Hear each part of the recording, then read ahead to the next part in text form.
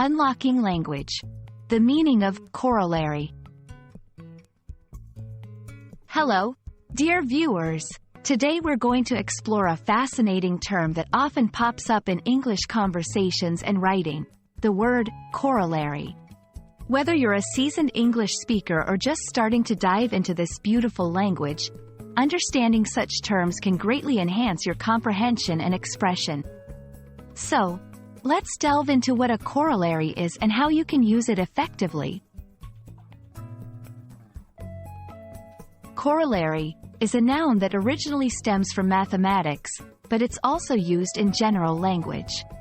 In its core, a corollary is an idea, statement, or conclusion that follows naturally from another statement that has been proven or accepted as true. It's something that comes out as a natural consequence or result.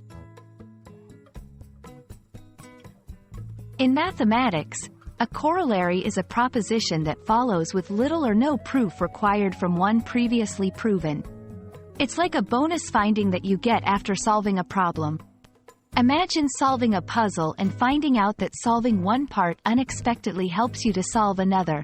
That second part is akin to a corollary in math. Outside of math, corollary broadens its meaning but still keeps its core essence. For example, if someone says, "Exercising improves your health," a corollary of this is that it can also enhance your mood.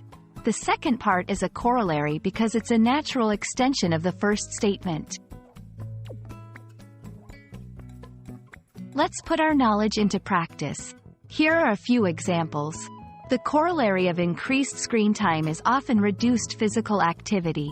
She presented her argument and then added a few corollaries to support her main point. Understanding the law of supply and demand is essential.